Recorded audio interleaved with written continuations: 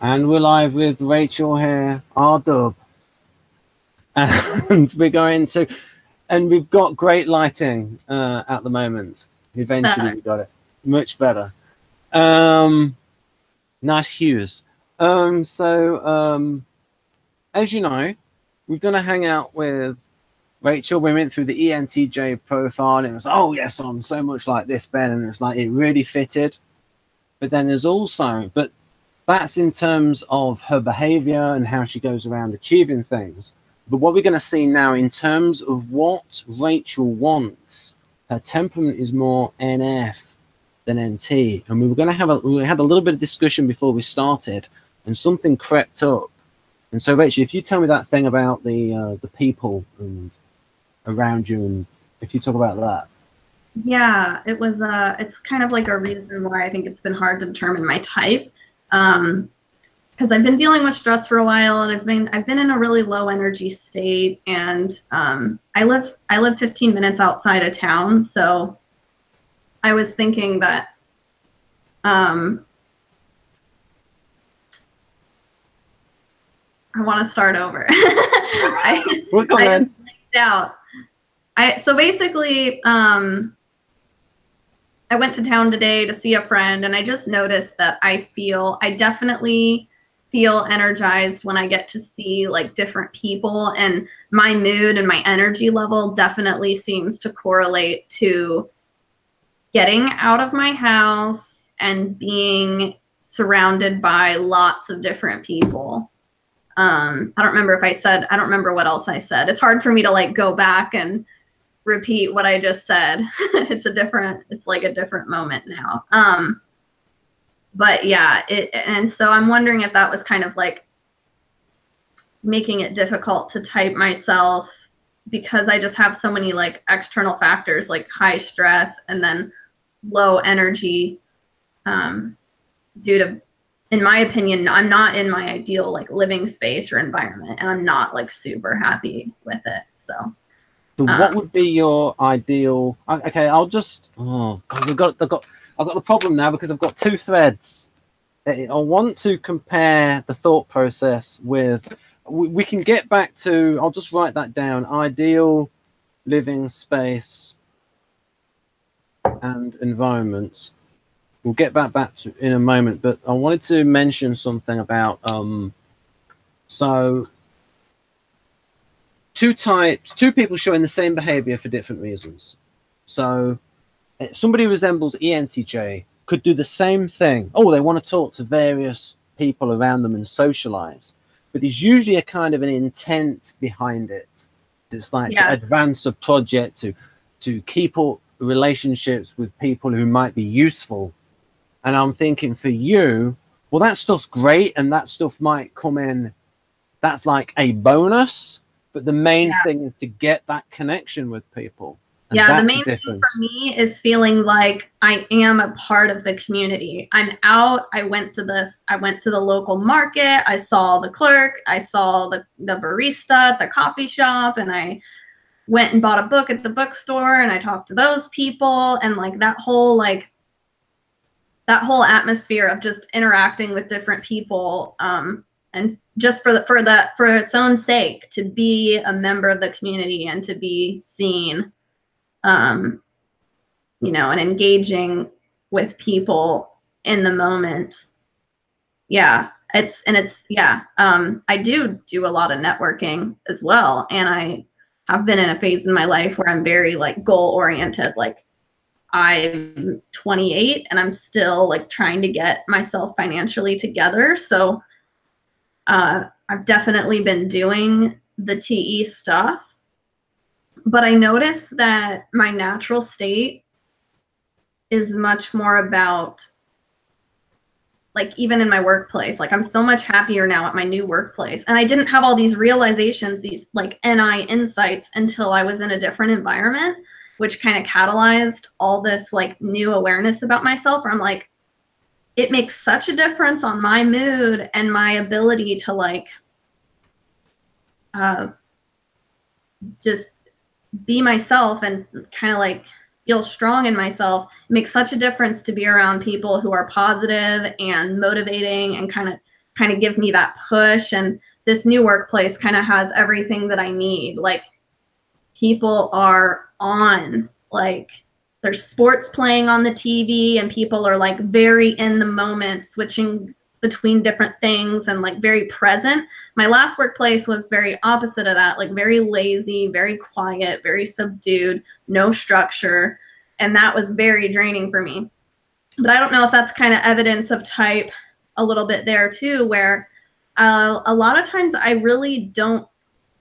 don't think that I'm a great introspector on my own. Like, in a blank room, if I look into myself, I don't really know what's going on. But as soon as you put me out around other people, I get that reflection back through other people. That tells me things about myself, or, you know, maybe I trust their perspective even more than my own sometimes. So that's part of why it's energizing, because when I don't get out and see lots of different people, it's almost like I don't know exactly where I am, and I start to feel sort of disconnected. So that's what's made me lean more towards the NF, because it seems to be rooted in the connection with the people more so for my energy levels and like health and happiness. I mean, it's got to be something there to sort of, I mean, as a libertarian, to sort of override the libertarian ideology with this sense of community that is coming from the NF. And so could you please talk about that, how you see these things coming together? And is there a little difference in you between you and sort of orthodox libertarian thought with your emphasis on community?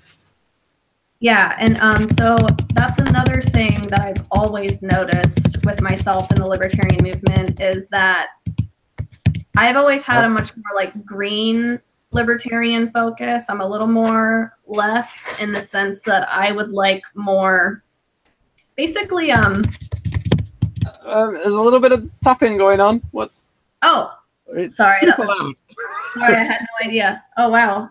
I wonder why. My microphone's not over there. Okay. It was helping me think to to tap a little bit, I guess.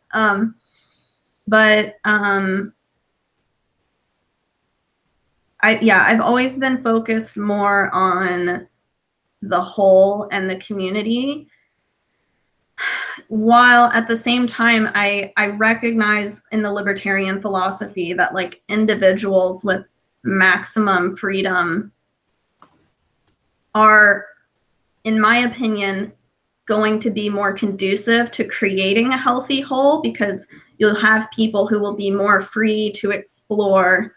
Well, basically, in tenets of libertarianism and a free market is that resources will be distributed much more efficiently. And in general, you're going to have much more of an abundant, you know, plentiful society rather than centralized control, which ends up inevitably distributing resources to the few rather than them freely circulating. So anyways, I'm kind of going on a tangent here.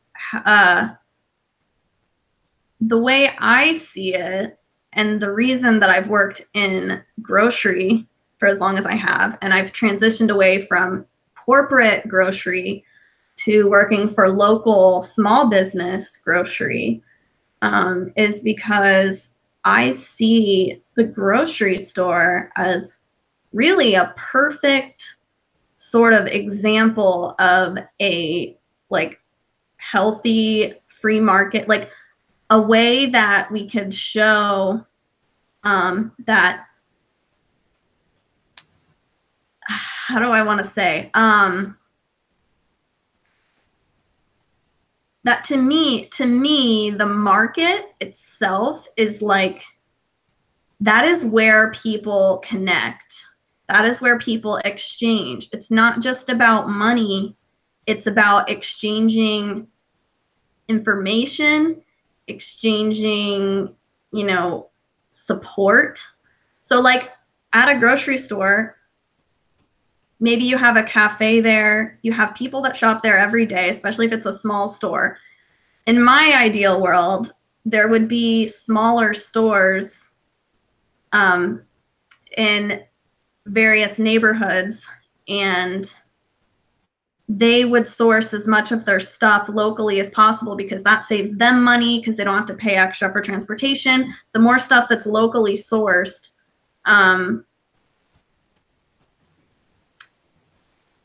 well, the cheaper it is, there's a lot of benefits to it, but it also creates a sense of community because the people in that neighborhood who shop at that store know that they're buying a product that was made maybe right there in their neighborhood.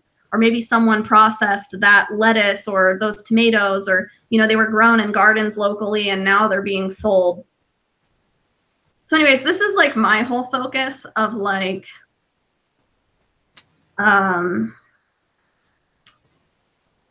getting people. That's your main thing. That's your focus. It's the free, yeah, and it's like the freedom to associate. And I see a grocery store as like a place where that just happens so much. Like, what other place do you like see people running into each other more, you know, like neighbors rather than like the grocery store? Like, it's kind of the hub. Like, to me, the marketplace is kind of a hub for a community. And I need to think this through more because I have like this whole vision of it, but I don't have like all the TI to explain how this relates. But a few years ago, the so-called Conservative Party in England, they had I think it was David Cameron who talked about the idea of the big society. But what he actually meant about that was, when government is small and you have big individuals aware of, because then it's more on them to help the community, because it's not for government to do it, it's for them to do it. So it's like, now you have the freedom, now you have the responsibility to be focused on your community. You're not just handing it over to the government and saying, oh, I pay my taxes, they can do this. Or in the case of other people, they might say, well, the rich can pay for it. I can just go home and not give any money to charity and just praise myself because I voted left wing. Yeah, and that's why I think that's kind of another reason I think of a grocery store as a really good example of how a free market can serve the community, because it's very instantaneous. Like at the store that I work at, it's like the feedback from customers can create a change in the way that business is operating very quickly, and the business can adapt very quickly to better meet the needs of the neighborhood. You know, if people in the neighborhood say like, well, we prefer to buy local vegetables, and they're just not buying imported vegetables. This is a big thing in Olympia, is people really value local food, and they're willing to pay a little bit more to get locally sourced stuff. And so it's like the store and the market is able to adapt to that, provided the government isn't interfering with that process. But they do interfere with that process because farming itself has so many burdens and regulations, especially for organic farming. And just, I don't know all the rules and regulations of what it takes to be able to sell your produce in a store, but I know there's a lot. And so there's a lot of things getting in the way of people just kind of getting what they need and what they want. But my point is that the freer the marketplace, the more people are, I believe, going to be able to get their needs met and their wants. And I think that's my ultimate focus, is less on like, I understand the whole system and the mechanics of how it's going to work a lot less, but I understand, based on examples I've seen in my community and down in Oregon with different stores, I can see that there's this very fruitful vibe for like empowering individuals and neighborhoods and getting people in a common space to not only like exchange and do business, but to like share things that are going on in the town. And when you have people meeting and seeing each other every day and talking maybe about issues going on in town, you have more informed voters. You have people that are going to be more capable of participating in the process of self-governance, which is something that I think we also need more of. So somehow, which I can't quite put into words, I see it originating in a healthy marketplace. I think if you have a healthy marketplace, you will fundamentally, like people will fundamentally be able to start being healthier in other ways, maybe, if that makes sense. Oh, I just made some, yeah, go on. And I was going to say too, like, you know, a lot of people might not quite understand how, if I'm an NF, you know, how I kind of arrived at this libertarian philosophy. And I'll say that, you know, in college, I was very hardcore socialist. Like, well, of course I want to do what's going to help people. You know, of course I would love to have healthcare available for all and education available for all. That would be great. But over time and as I've matured and I've had a lot of intelligent friends in my life who understood fundamentals like economics, once they started explaining things like that to me, I'm like, oh, this is how we can actually get to those goals actually in a healthier way, rather than because it would be an organic way. If you free up the market, right, you free up people to help each other and help themselves more effectively without middlemen, without someone getting in the way of the process. So I'm just going to give people some typing tips at the moment in how to sort of organize this information that Rachel is giving you. So one thing to look at is you've got the surface level, the phrases, FE phrases, exchanging support, sense of community. Now, I would say that those two phrases there lean towards, to me, exchanging support sounds more, if you were to type a phrase, that sounds more ENFJ-ish than ESFJ-ish, because ESFJs will use orthodox phrases. So, for instance, a sense of community is an orthodox phrase. Yeah. Whereas exchanging support is a little bit of an abstracty phrase. Yeah. So yeah, that's me putting with the abstract. Yeah, that's me. That's what I do. And I know that I do that. I put I'm trying to, I try to find the words that match a very abstract sort of concept that I'm perceiving. And so that's just the closest thing I have at this time. And that's why I think sometimes my words can be misconstrued, because it's like, well, I didn't quite mean that literally. It was just an approximation of, you know, trying to, so I could try to convey this intuitive, abstract idea that I have. So now that's why my words could change. What you can get, folks, is, so it's like, it's the key phrases that she's used, and then the context in which she's used those phrases, and then also the intent. So, for example, these phrases that Rachel's just used, exchanging support and sense of community, people who are TE valuing can dress up their TE in these phrases to, like, because they can speak the FE, but it will sound like it's dressed up. And so then you got to ask yourself about the context. What is the intent of this person? And you can see with Rachel, it really is. The community is the intent. Her views on government have changed to meet the criterion of what is best for the people, not what is best for me as an individual. So the classical libertarian point of view is, well, what's best for me is also best for everybody else. The view on maximum freedom, whereas her view is there's that there as well, but it's like, well, what's best for the community is for everyone individually to be free. So a little difference in emphasis and angle. Yeah, I would say that I am a more left libertarian in the sense that I look at it more through the social lens first. Ultimately, I think both right and left libertarians are just kind of two sides of the same coin, because we both want libertarianism. We both want less government. We both want government to be just the essentials, and that's it. Because we recognize it as a dangerous force. See what, it'll break your heart if you actually read the Constitution, because when you read through it, say Article 2, yeah, it's like, because the reason why it'll break your heart is like, oh my God, this is what I've wanted all along. It's just that they don't follow the flipping thing. Yeah. Because it literally is that. In like for part 2 of the, in fact, let's just get in there and take this hangout over. And for a few minutes, I'll show you what's in the Constitution, folks. I can hold it up to the camera because we are talking about libertarianism and it is relevant. So I'm going to go to the back. And so here it is.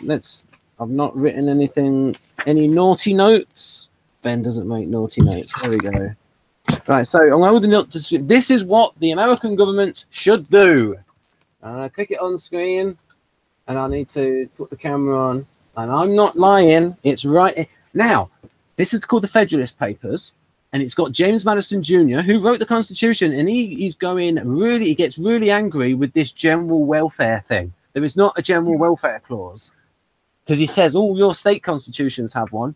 They can only do these things. And also, if they were a general welfare, there's no point having the 10th Amendment in that says everything that is either not delegated to us or prevented to you, you can do. So these are the things that government can do. You see that, Rachel? Yeah. Right. So basically, a lot of it, all the foreign policy stuff is in orange. So foreign nations, rules of naturalization, so immigration, common defense, foreign coin, post office, post roads. So you can't even have an interstate highway, folks, not unless it's involving post. All right, so that's it, basically. And then there's another 7 powers. Is that enough to kind of move on? Gold and silver. Yeah. As well. Yeah. And so that's that. And then the rest of it is, these are the things that the federal government can do and nothing else. Raise and support armies. And that's that thing where they have, you know, when they talk about wars, it always has to be renewed every 2 years. Yeah. That's why they always have that renewal about Iraq and Afghanistan. Now, there's the bit that's changed is the calling forth of the militia that would be like extracted from people who would just sort of act as the police, because there was no sort of established police. So that bit has changed. But then I'm thinking about here is, well, how legal is the FBI, even in its current form? But they wouldn't have to actually do very much if they stuck to these. So basically, as a libertarian, it's like, this is what you wanted anyway. I mean, do you agree with most of these functions of government for a federal government? Yeah.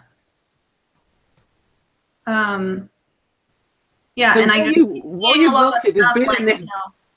you've wanted has been in the Constitution all along. It's just that they ignore it. Well, what I want is, this is just what I've realized, is like, I want empowered, rather than worshiping a strong national government, which is sort of the way things have gone. I mean, people are very fanatical about voting for the presidential election as if that's the most important thing in the world, and everything else is like less important than voting for the president. That's what gets all the hype. That's the celebrity. That's the biggest deal. But really, to me, it should be the exact opposite. And what's most important is what's going on in your town. And from there, you can get into, you know, what relationships do we have with other communities and other states? And then, okay, and then what do we need from the nation, the national government, which runs, you know, like the military defending the borders and stuff. But like this idea that we focus first on the national government and act like that's the most important, it's very scary to me, because that's very, that's like not, It's You see, it's not that England is small, it's that the United States is really big. It's like 50 countries. yeah, it's scary to me because, yeah, that government can't possibly represent that diverse of interests, you know, across, you know, obviously it doesn't. You need communities need to be involved with their own interests. They need to fight for their own interests. And in my opinion, I think that should come first. So yeah, I mean, and as you said, and they would say that the best government is at the local level, because the politicians, they know what the needs of their people are, and there's a stronger connection between them. Now, in certain instances, you can get corruption at a very local level, but at least it's easier to see. Now, Peter Schiff made Peter Schiff made an interesting point, but there's also something that I think he failed to look at. He was asking, how come these Democrats will actually vote for Republican governors? And he says, why can't they join the dots between the national level and their state level? And I was thinking, well, maybe these Democrats don't want wars. So that might be a difference, that they might vote for a Republican governor because the Republican governor is not going to get them into further military action. So that would be a counter for the difference between the local level and the national level. Yeah. Because in terms of governorships, Republicans are like, what is it, about nearly 2/3 of state goverships?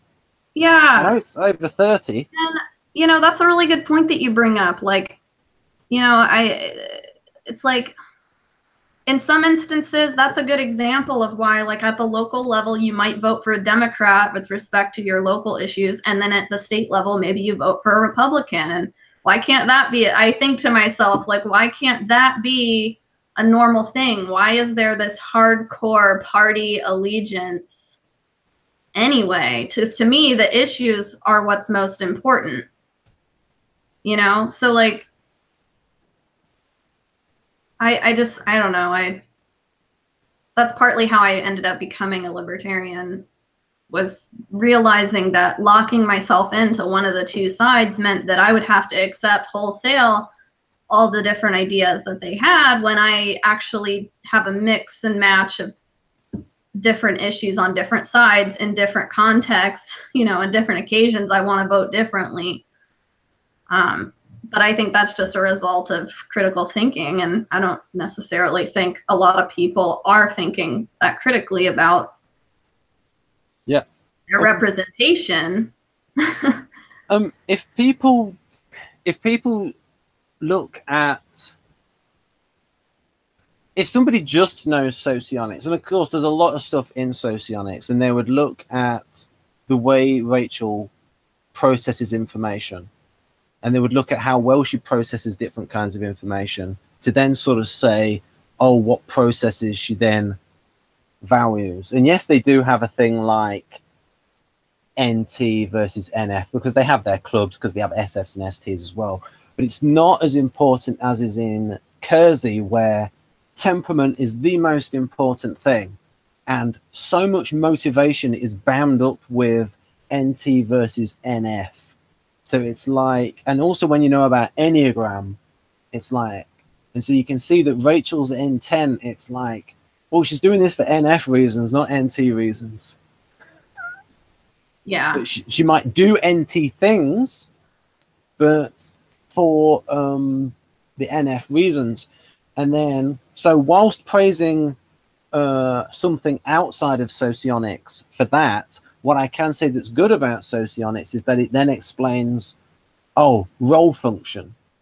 And the thing is with the role function, it's when it splits to the other side of the mindset. So the mindset of ENFJ is EJ. It is linear assertive. And so the other side of FE is the other EJ function, the other extroverted judging function, TE. And because TE is so focused on the needs of other people and what other people would like, when an FE person is around TE people or in a work environment, they're going to switch to work mode. And so they're going to put their TE cap on. And if they're in that mode enough, they're going to get good at thinking in a TE way. Also, when you're engaged to a person who identifies as a INTJ, and also having a lot of friends that I think are TE users growing up, and a family that kind of values TE, a German, German work ethic.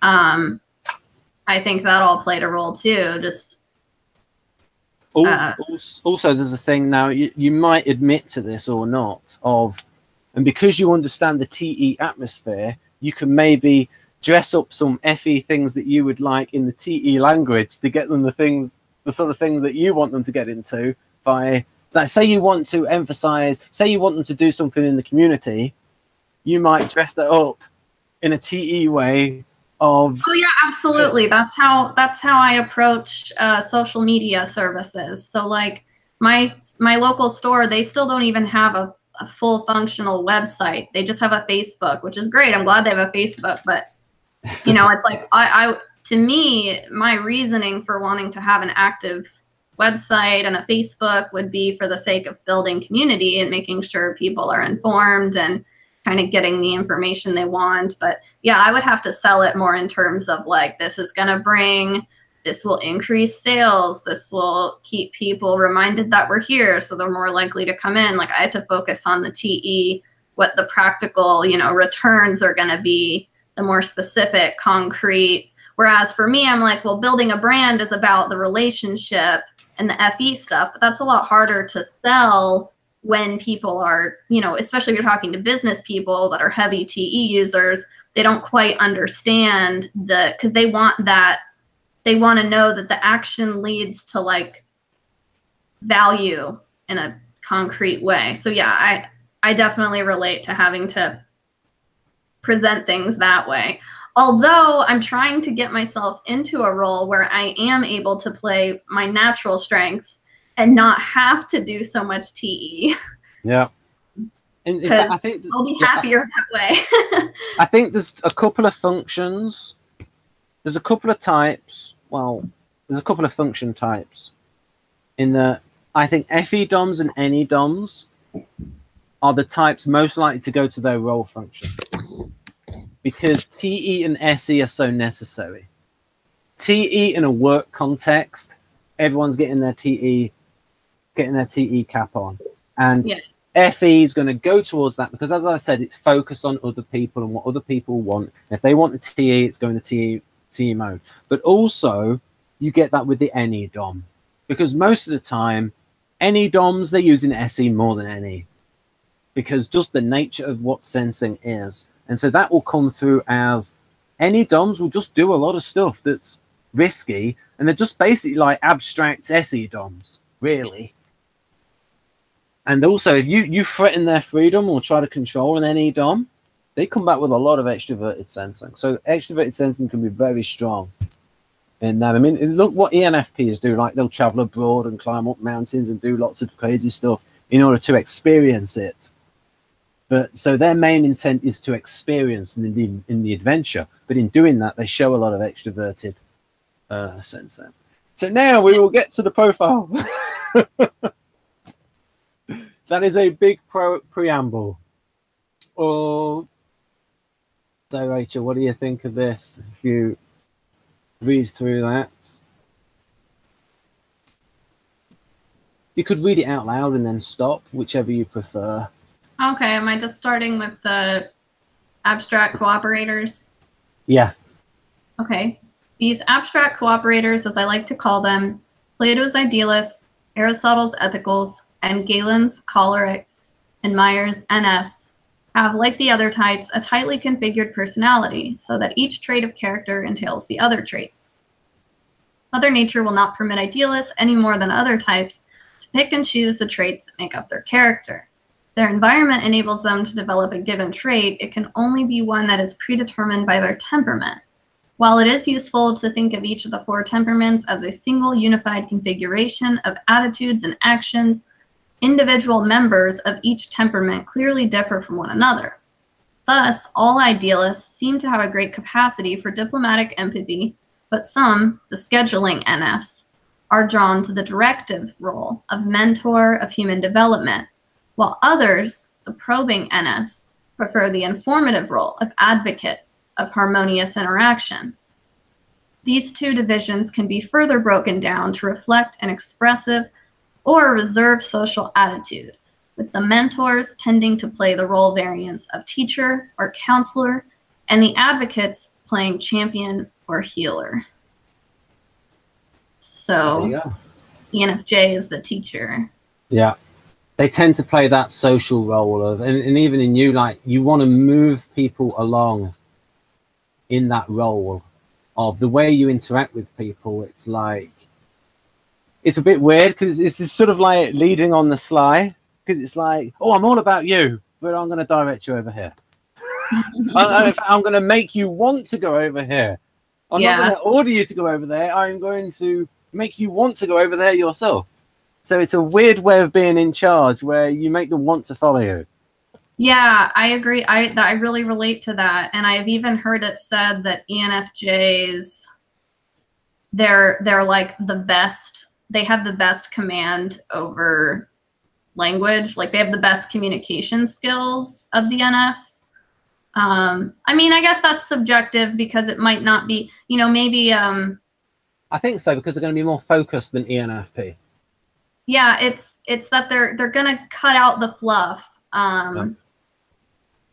I tend to do that. I tend to cut out a lot of, I try to cut out a lot of the fluff, but I still can go on these like tangents if I think it's important to understanding like the NI thing I'm trying to get across. But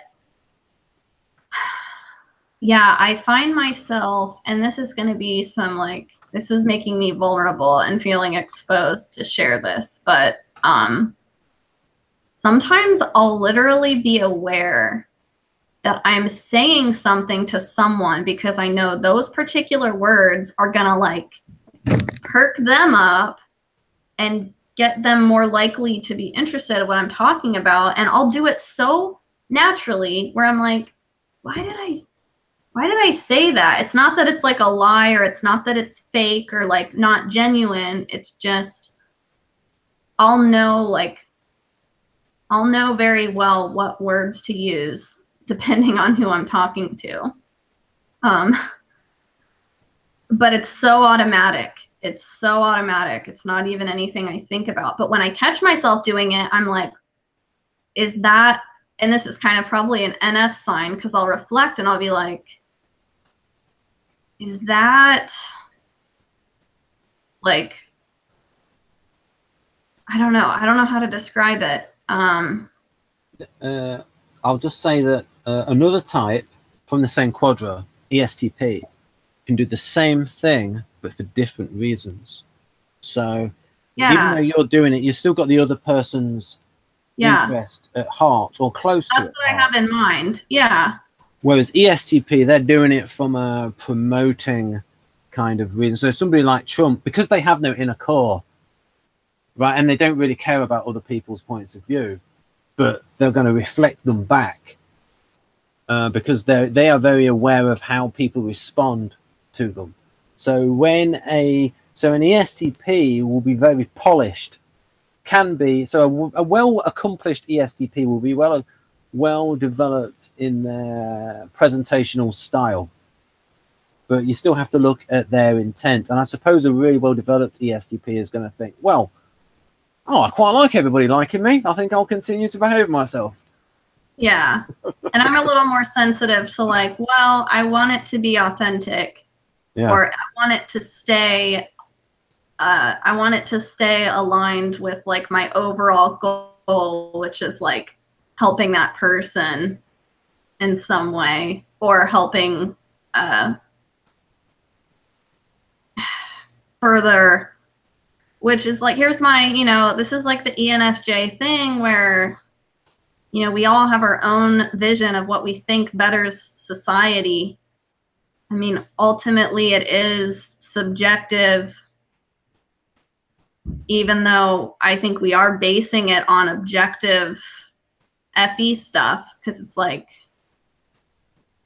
you know, objective needs that we see, that people like, emotional needs, and, you know, we're looking at what would bring about harmony in a social group. And sometimes I think with ENFJs especially, it's not all about the surface harmony. A lot of it's a trend over time. And so here and there, ENFJs, I think, can actually be like disruptive. Like, well, I'll just say something really honestly that someone might just need to hear, and it might temporarily make them upset or whatever. Like, I don't necessarily sugarcoat everything. And it's like, I'll know that over a few months, and this happens a lot, where a friend will come back and they'll say, like, I didn't like when you said that, you know, a few months ago, and I was really resisting that, but you know, now that I've really like processed that, you were right, or I do know that your intent was good, and that you were trying to help me like see something that I couldn't see myself. Right. So yeah, we've got Maria here. We've got I think the echo is nothing to do with Maria. I think it's probably me. I don't have headphones for this computer.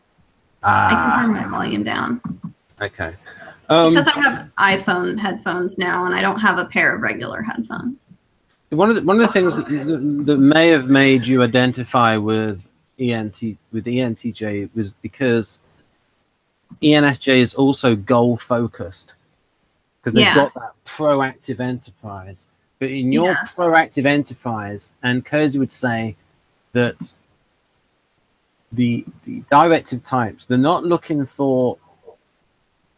He sort of changed his theory a little bit. Is like, so he would say that the P's in Please Understand Me Too were probing, as in probing for options, like various options. But then he sort of changed it in personology.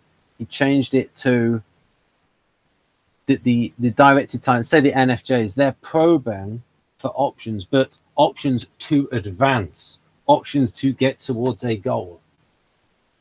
And with INFJs, it's usually a goal with, okay, how can I help that person one-on-one get to that point?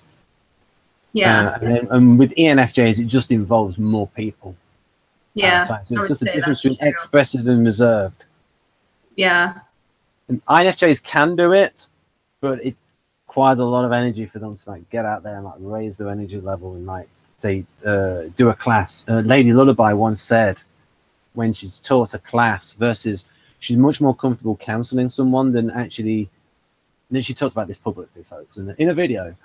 It's the INFJ one with Lady Lullaby on Creative NI in INFJ and IFX, and where she said that she's drained by teaching a whole class. So they can do the FE thing, but it takes a lot of energy for them to do it, because the INFJ resemblers can be somewhat energetically challenged at times. Right. So going back to this, if we have a look at that first paragraph, if you read through that, please, and sort of stop and comment. Right. Stop whenever you like and comment on it. Okay. Yeah, learning has to be beckoned forth, let out of its hiding place, or, as suggested by the word education, it has to be educed by an individual with educative skills. More than any of the other idealists, ENFJs are natural teachers with the uncanny ability to influence those around them without seeming to do so. Even as children, these teachers may attract a neighborhood gang of children ready to listen to them and to follow them and play. Okay, yeah, I've told you that story before. That's very relatable with my childhood. A neighborhood gang of children. That's like literally my childhood to a T. And adult teachers are wonderful leaders of group learning experiences, more capable than any other type of calling forth each learner's potentials. Yeah. See, I feel called into a teaching role, but I think because it's such a huge responsibility, I've been resisting it. I honestly think that like there's a lot of reasons that like I almost wonder that if I am an ENFJ, I wonder if it's possible that I was like stunted in my dominant function growth because I was trying to be in my role of function so much, because I think a lot of people with trauma go into like their superego mode. And I think the role function is a part of the superego and socionics. And that's the part of your psyche that's telling you, you should be like this, you're wrong for this. And like, it's that pressure. It's like that inner critic, which was very strong in me. You should be like this. You should be doing this. And so it's like, you should be being productive. You should be, you know, thinking in terms of like efficiency and thinking in that way rather than the FE way. And that does sound like the ESTJ voice, but in your head, because that would be the social adaptation block where it goes to TESE. I think it's even down here at the bottom in this graphic. Yeah, you see it there. Roll TE, launch your SE. So it's like you've got that voice. As I said before, FE as a function is so self-effacing, where if you get stuck in the TE mode, where it's like, oh, now I've got to act a bit like an ESTJ. Kind of, and that ESTJ voice in your head. Yeah. Because you're in a work environment, and if it's pressurized and the business isn't going well, you might just think, oh, I've got to go even a little bit more businessy. And it's like, you know what I mean? In order to like get things going, the environment might force you to shift more in that direction.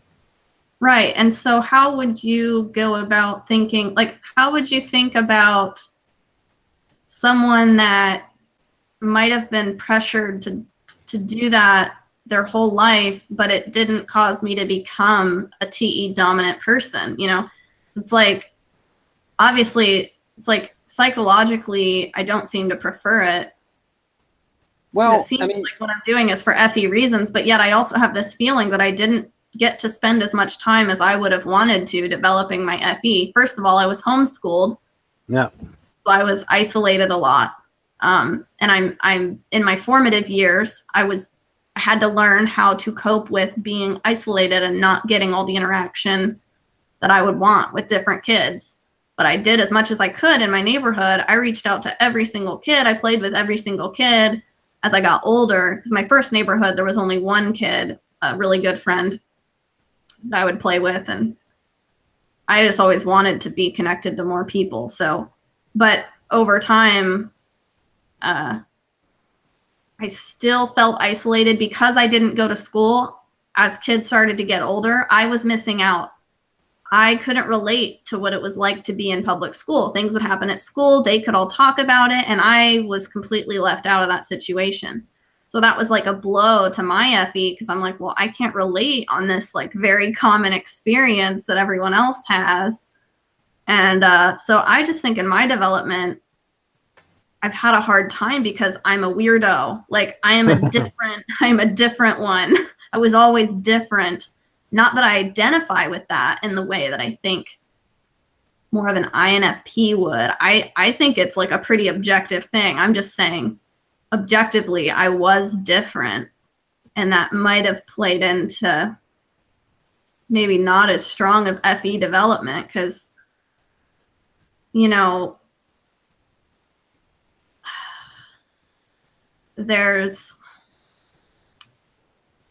it's like my desire is so strong to want to be able to relate, but I knew that I couldn't relate to a lot of things. And yeah, because it's that battle between, well, for NFs, it's the ABE words: self-image, authentic, benevolent, empathic. So there's that's you, but then there's also the lead process that, oh, I want to adapt to the positions of other people. And in certain circumstances, I can change the opinion of other people and bring them towards a way I would like to go to. Probably like when you're really on form, you're then able to, because FE at its most developed is the ability to read the crowd and direct the crowd and actually make the crowd want to be directed into a certain. So basically, FE at its best wins hearts and minds. And yeah, and I think I always did that. There would be a lot of people who wouldn't publicly, like, I don't know if this is a thing, but what's up with, like, people wouldn't necessarily want to publicly announce like how much they agreed with my ideas or stances, but to me, they'd go like privately, they'd let me know that they appreciated it, or, you know, I don't know. I've read stuff about this, about ENFJs. It was in the bullet points on the Model G about like,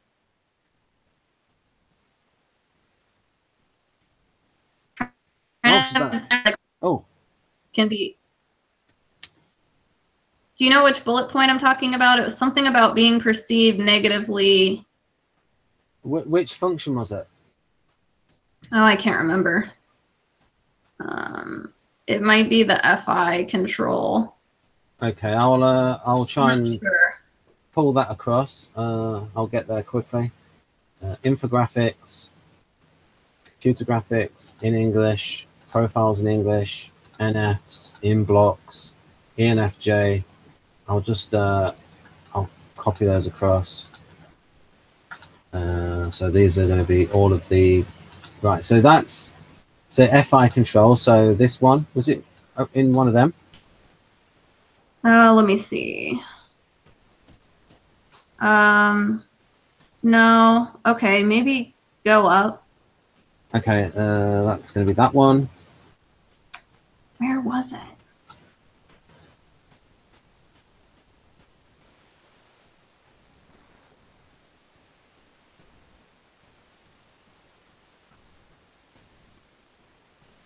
I mean, a little bit of it's in the SE there, like rebel personality. How about this FE here?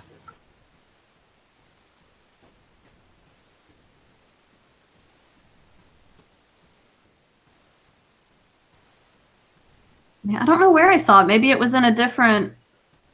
Maybe it was in a different description of EIE. Well, that's definitely EIE. Well, there we go. There's the other bit. So what was the sort of thing that it said? It was something about how they can be perceived at odds with the masses or something like that. Because there's this like, because ENFJ's agenda is like a long-term, agenda based on stuff that is not readily apparent to others, but it's like readily apparent to the ENFJ, but like it's more about developments over time. Is it this one, number 5 in SI? Aims to project a certain image.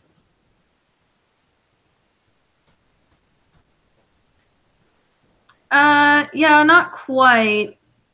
But it's almost like this, I don't know. I get a sense with ENFJs that it's sort of like this, that they're not always well liked, even if they're respected. Right. Because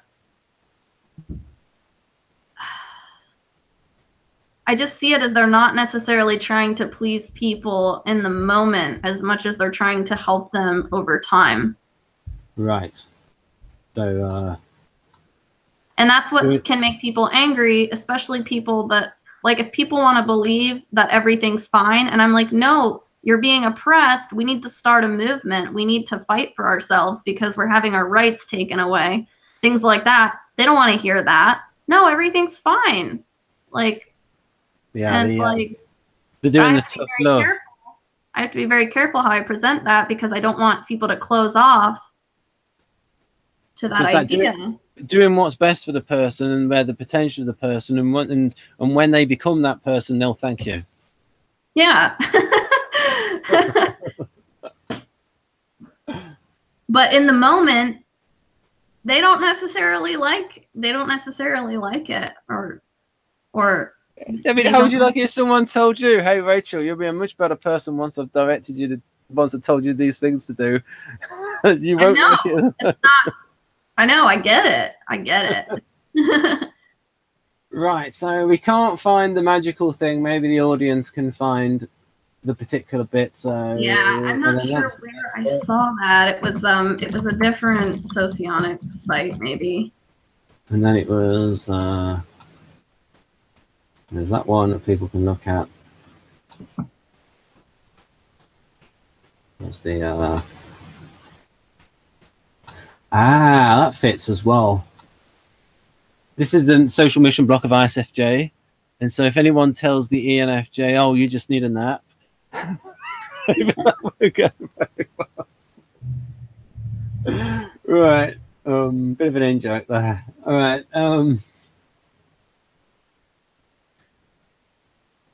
so then,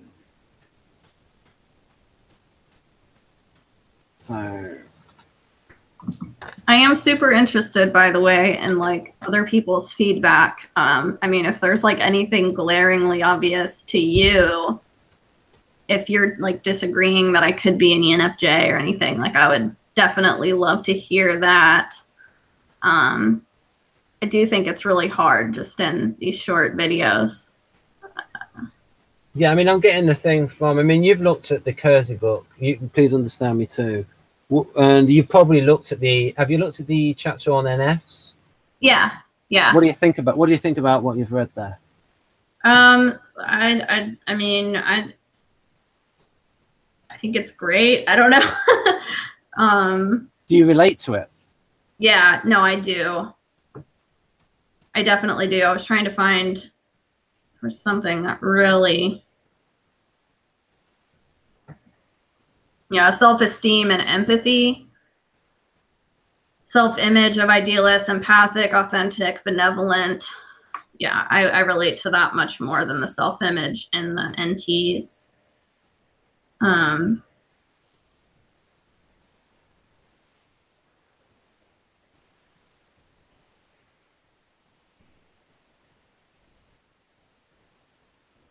They even brought up the book Siddhartha by Hermann Hesse, and that was one that was pretty impactful in college for me. Under the section on seeking identity. You talk about that. Finding the true self. That's been I mean, ever since I took an Eastern philosophy course in school, this notion of like, and learning about Carl Jung and this idea of the self, I've definitely been preoccupied with that idea. Like, oh, you know, that really, you know, resonated with me. Like, well, yeah, I would like to be more of my true self. I would like to know what myself is, you know, what it's made up of, or what is the true self versus all the other stuff. Right, I've just made the Hangout. The reason why we didn't have any viewers is because the Hangout was unlisted. I've just made it listed. It wasn't a you know, people should, because otherwise, because we were saying good stuff, like the difference in temperament there, that's good stuff. And we didn't get onto the profile directly, but tough, it was good stuff anyway. That's yeah, I agree. Because it's like people want to hear, how can people be libertarian from an NF point of view, from something that is associated with people being individual focused, to coming from a temperament that is very community focused.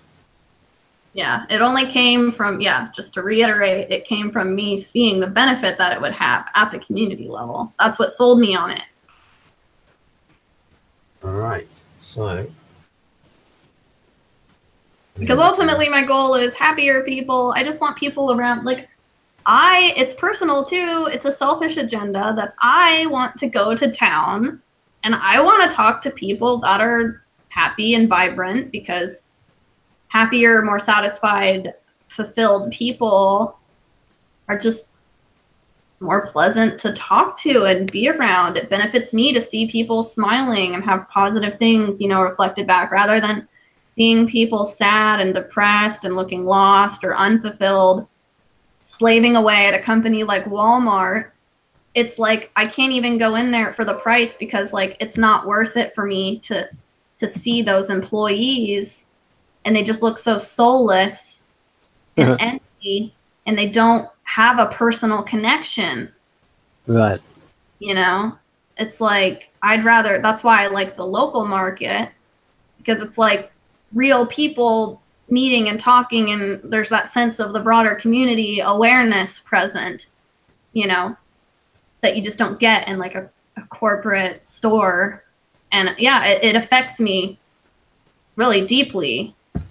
to see people that way. So, you know, it's a self, there is a selfish aspect to my wanting to improve society, because you use one of those keywords there. There's certain words that sort of like the sort of like the siren's call in terms of I got to follow up on this, and that was when you used the word vibrant. What do you mean by vibrant, and what do you like about vibrant people? So to me, vibrant would be, it's one of those things that's difficult to put into words, because I feel very sensitive to the energy that people give off. Some people give off an energy of like the Walmart people. It's like, I am empty. I need and like they're empty. They don't have something to give because they're in a constant state of like being depleted. Whereas people who are full, meaning like they have their needs met on a daily basis, there's like this energy that kind of like is more like spilling over the brim. And to me, a vibrant person is someone that like has like energy to like share, that's extra, you know, just from being. Do you feel that sometimes if you're around somebody that's low energy, it's almost sucking your energy away? Yeah, exactly. Yeah. And I live in the Pacific Northwest. I live in a place where people are very low energy. So there's a reason I'm in a very drained state most of the time, because I'm walking around and most people are like, hey, give me some of your energy. Like they need me.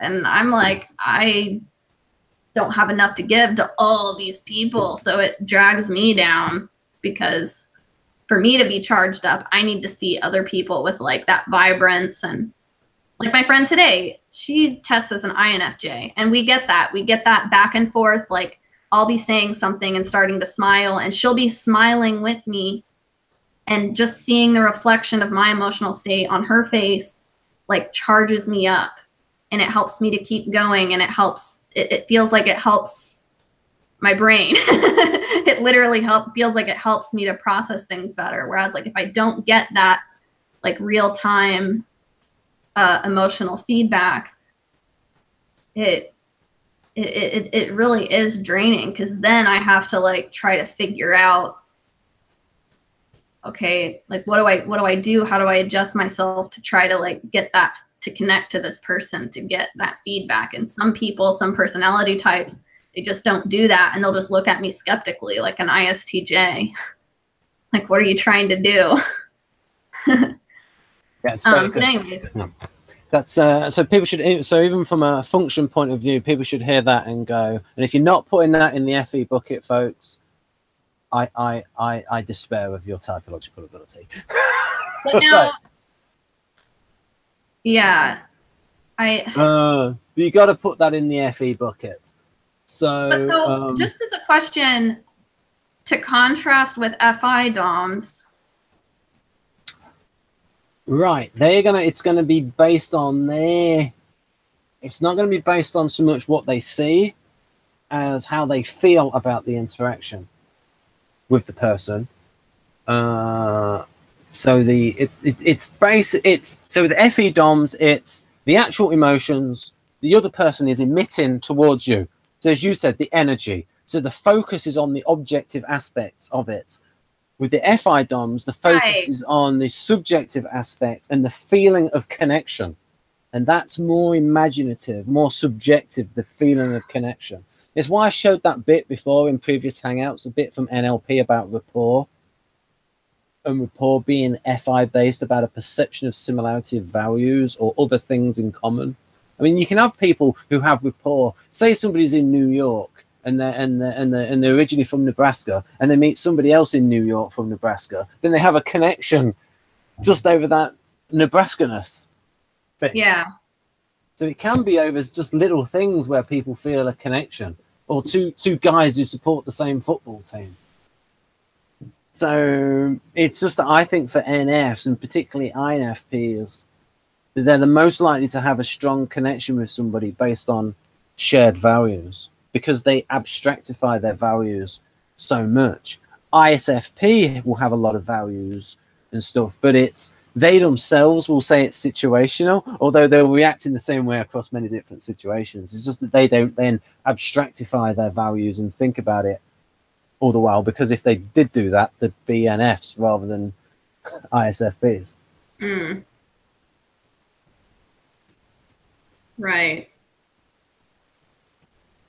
So Ben, I just realized I probably should have given you more advance warning, but I do have to go because I have an appointment to check out a new apartment. So have we got 3 minutes, 5 minutes, 0 minutes? I pretty much 0 minutes. I just realized it's going to take me like a half hour, maybe 25 minutes to get over there. So what I'll say, I'll tell you this. Ben and Rachel talk about libertarianism, and we cover the first paragraph. Yeah, it ended up mostly being about libertarianism. I almost wonder if we could like just do a new start for the ENFJ profile. Yeah, I think that's what we'll do. We'll retitle this. Okay. So we'll retitle it. So I'll stop it now, folks, and we're going to retitle it. All right.